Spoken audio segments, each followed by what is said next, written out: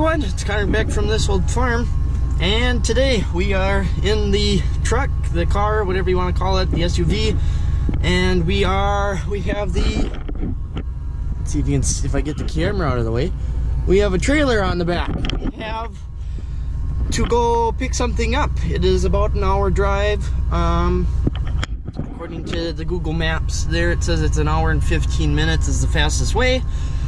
So we gotta head up to Watkins, Minnesota. It's up by Annandale. If some of you don't know where Watkins is, but you're in Minnesota, if you heard Annandale, it's up by Annandale, Minnesota.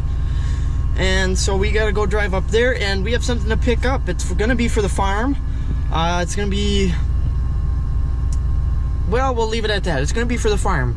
So you'll just have to wait until we pick it up and show you guys what we got. And probably when we get back to the farm, I probably won't do any filming there, so we can respect the guy's privacy and all that.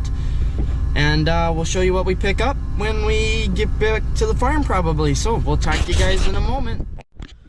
Well, here we are. We're back at the farm, and there's what I bought. This is what I went and picked up. It is a 3-bottom international plow. It is a trip type, like our 2 bottoms. Doesn't have the hydraulic up at raise and lift, so I'll be able to use this behind the M diesel, which is what I was looking for. Now, of course, I could have got a hydraulic lift one and put a one-way plow or one-way hydraulic cylinder on it, or made a two-way, put a 2-way on it and made it like a one-way, put a vent in one of the ports. But I wanted a trip type, so here we go. We got a trip type. In case you're wondering how much I paid for it, I paid $150 for this. It is missing the coulters. It appears we have 2, it looks like, of the 3 coulter brackets. The third one looks like is missing. It's got new inner tubes all the way around, I believe. It looks like it's got a new rear tire even too. The rim is not the international rim, and if we come over here to my vehicle, my Explorer, he did have the original one for me. The reason why he put that other one on is, as you can see there, it's got a hole that's kind of rotted out around the valve stem, and it is looks like it sat in the dirt for some time, so it is in kind of rough shape. So we'll probably just leave that one that's back there on there. I have no problem with it, I guess. Really, it's going to be a farm used item. It's, as long as it stays on there, that's all that matters really to me. So we've got that on there. It seems like it's in pretty good shape. The guy said he used it this fall, I think he said, to plow up some ground for alfalfa hay, to plant alfalfa hay, and he just decided that he didn't care for the rope type, or the trip type. He said that he wanted a hydraulic one, so he went and bought a hydraulic one. He said that everything works on it. The kick release here for when you hit a rock, he said that works just fine, and then plowed good, I guess. So here we are. We got a 3-bottom plow now on the farm. So we're gonna go grab Mr. Mo H out of the shed after we get the load binders and stuff off, and get it off the trailer here. So here we go, I guess. Well, there he is off the trailer. Sorry I didn't film that, but that was kind of sort of just kind of as I opened up the tailgate, he was trying to go, so we just kind of kept on going. So he's off the trailer. He did say, now that I'm thinking about it again, there was an issue with this pull lever, I guess we'll call it, where if you pull it too far or something like of that similar, it kind of gets gummed up, I guess, and it sticks.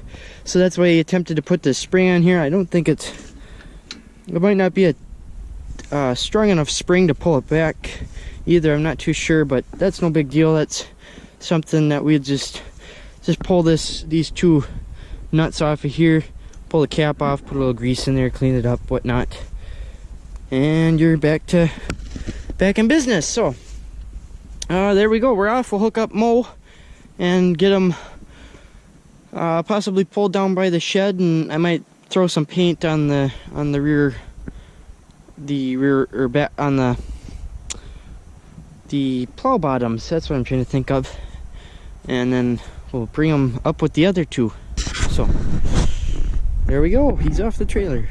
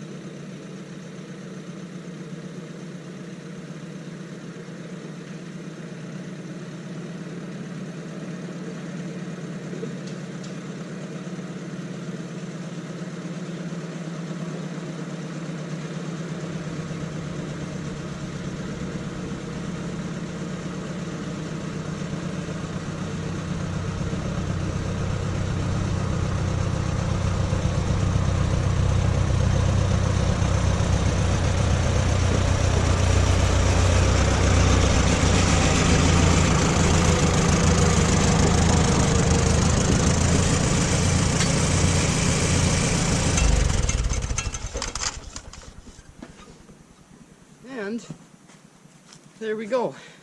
The machine shed down here, and I'm gonna get that a valve stem cap. He must have fallen off or got lost at some point. No big deal. We got plenty of extras.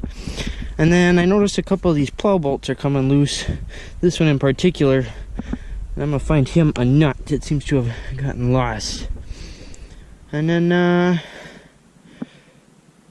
then we're painting, and then we're gonna paint. So yep, here we go. So I just want to say quick, as I'm shaking up my paint can to paint, I do realize it's probably not the most best weather to paint. All we're trying to do is get these so that they do not rust up any further. As you can see, they've got a fair amount of rust on them already. So what we're just trying to do is to try and keep them from rusting up even more, so that it's kind of ready to go in the spring if we get the M Diesel going. That's the thing. Either the M Diesel or the Super M has to pull this. The H can't pull a 3-bottom. Well, I'm sure it could, but probably not not very happily. So we have to get the M Diesel done up in order to use this. Of course, another group member, if they bring a tractor big enough to do it, then they can use it.